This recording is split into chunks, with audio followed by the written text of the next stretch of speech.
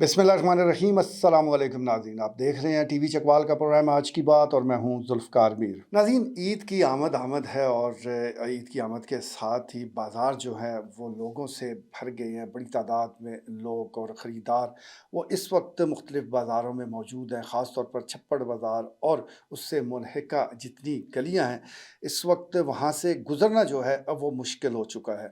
एक तरफ हम ये कहते हैं कि महंगाई की वजह से आवाम की जेब खाली है, जेब भले खाली हो, बाज़ार भरे हुए नज़र आ रहे हैं और ये आगे चलकर 1-2 दिन मज़ीद जारी रहेगा। चाँद रात तक ये इसी तरह की गहमा-गहमी हमें बाज़ारों में दिखती रहेगी।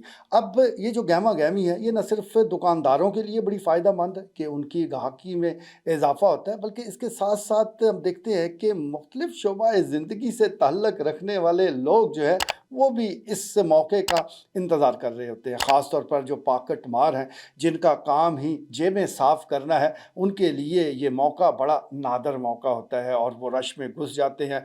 फिर पता भी नहीं चलने देते कि किसकी जेब में हाथ डाला, किसकी जेब पर ब्लेड चलाया या अपनी जो कारीगरी है उसका मुज़ाहरा करते हुए बंदे को तलाश करके वो चलते बने। और बंदे को ख़बर उस वक्त होती है जब वो किसी को पैसे देने के लिए हाथ जेब में डालता है और फिर वो पूरा का पूरा हाथ जेब में ही चला जाता है। फिर उसको पता चलता है कि उसके साथ तो वारदात डाल दी गई है। लेकिन अब पछताए क्या हुआ जब चिड़िया चुग गई खेत। तो इसलिए इन दिनों में हमारी यही गुजारिश होगी कि आप मोहतात रहें। पैसे जो हैं वो पॉकेट में कम से कम रखें, बल्कि उसका मुनासिब इंतज़ाम रखें, ताकि अगर खुदा न खास्ता एक जेब आपकी कट भी जाए तो किसी और जगह भी पैसे आपके पास वो मौजूद होने चाहिए, यानी अलग अलग पैसे रखे जाएं। उससे भी बड़ी बात एहतियात की है। आप कोशिश करें कि रश में आप ना ही घुसें, और अगर रश में किसी मजबूरी की वजह से किसी रश में आप फंस भी गए हैं तो मोहतात रहें। देखें कि कोई शख्स आपके कुछ ज़्यादा करीब होने की कोशिश तो नहीं कर रहा, आपको बार बार टच तो नहीं कर रहा। अपने पैसे जहाँ भी मौजूद है, जिस पॉकेट में भी है, तो वो हाथ मारते रहें, तसल्ली करते रहें। एक तो पॉकेट मार जो है उनसे मोहतात रहे। दूसरे नौसरबाज भी इस मौके का बड़ा इंतज़ार करते हैं। उनको पता है कि ईद के मौके पर लोगों ने रकूम निकलवानी है। ख़ास तौर पर जो बुज़ुर्ग हज़रात हैं वो उनका ख़ास टारगेट होते हैं। बैंकों के बाहर ये नौसरबाज फराडिये ठग मौजूद होते हैं। जैसे ही कोई बुज़ुर्ग रकम लेकर निकलता है तो फिर उसके गिर्द हो जाते हैं, एक ड्रामा रचाते हैं, एक झूठी कहानी उनके पास मौजूद होती है और फिर उस कहानी के ज़रिए ये उस बुज़ुर्ग से या किसी भी शख्स से ये पैसे निकलवा लेते हैं और ये जा वो जा। फिर आप इन ठगों को दोबारा देखते नहीं हैं। तो ये भी उनके लिए बड़ा अच्छा मौका है। इसलिए जो भी लोग बैंकों में जा रहे हैं या एटीएम के ज़रिए पैसे निकलवा रहे हैं तो मोहतात रहें। किसी ऐसे बंदे के साथ जिसको वो जानते नहीं, गैर ज़रूरी बेतकल्लफ़ होने की कोई ज़रूरत ही नहीं है। दूर रहें, बस अपने काम से काम रखें। कोशिश करें कि अकेले ना जाएं। 1-2 शख्स, 1-2 लोग आपके साथ होने चाहिए और फिर पैसे लें और अपनी मंजिल की जानब चल पड़ें। तो ये नौसरबाज़ों से मोहतात रहने के भी दिन है। यानी ईद का सिर्फ आप ही इंतज़ार नहीं कर रहे होते, चाँद निकलने को आप ही नहीं देखना चाहते, ये नौसरबाज़ भी बड़ी बेसब्री के साथ इन दिनों का इंतज़ार करते हैं। तीसरे वो लोग हैं जी जो सदाबहार हैं, वैसे तो पूरा साल हमें नज़र आते हैं, वो हैं गदागर। लेकिन ये उनका सीज़न है और ये सीज़न यकम रमज़ान से शुरू हो जाता है और फिर चाँद रात तक जारी रहता है। ख़ास तौर पर अगर हम चकवाल का ज़िक्र करें, छप्पड़ बाज़ार में इस वक्त मुख्तलिफ़ कल्चरल के लोग मौजूद हैं। मुख्तलिफ़ सूबों से, अज़ला से, दूर दराज इलाकों से आए हुए लोग वो मौजूद हैं और अपने ढंग से, अपने अंदाज से वो भीख मांग रहे हैं। किसी का ताल्लुक़ सूबा सिंध के अंदरून इलाकों से है, कोई राजस्थान से आया है और कहीं कोई किसी का ताल्लुक़ जो है वो बक्खर से है, बहावलपुर से है, न जाने किन किन इलाकों से आए हैं और इनके पास अपनी ही कहानियाँ हैं। वो अपनी कहानियाँ सुनाकर रकम बटोरते हैं। तो आप उनसे भी मोहतात रहें। ये कहानियाँ आपने पहले भी कई बार सुन रखी होगी। तो बजाय इसके कि ये जो पेशावर लोग हैं, आप इनको भीख दें, इनको आप सदका खैरात दें। आप उन लोगों पर नज़र रखें कि जो सफ़ेद पोश है, जो हाथ नहीं फैलाते, जो आपके इर्द गिर्द लोग हैं, तो उन पर ख़र्च करें।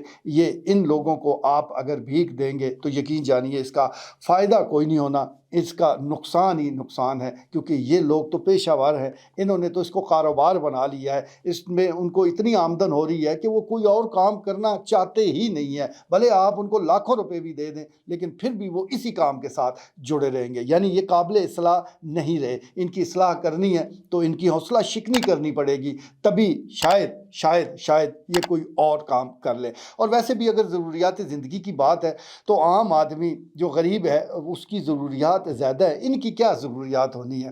ان کی رہائش کا کوئی خرچہ نہیں ہے، کون سا یہ کسی کرائے کے مکان میں رہتے ہیں، جھگی نشین ہے، اس کا انہوں نے کیا خرچہ دینا ہے؟ بچوں کی فیس انہوں نے کوئی نہیں پے کرنی، کیونکہ بچے ان کے کون سا سکول جا رہے ہیں جس کی انہوں نے فیس پے کرنی ہے؟ الٹا وہ بچے ان کے لیے روزانہ وہ سینکڑوں روپے کما کر لاتے ہیں۔ اسی طرح عام آدمی کے کھانے پینے کے اخراجات ہوتے ہیں، ان کے وہ بھی نہیں ہیں۔ انہوں نے تو روزانہ جب گھر پہنچنا ہے تو ہمارے گھر شاید ایک ڈش موجود ہو، ان کے پاس تو 4 6 ڈشیں موجود ہوتی ہیں۔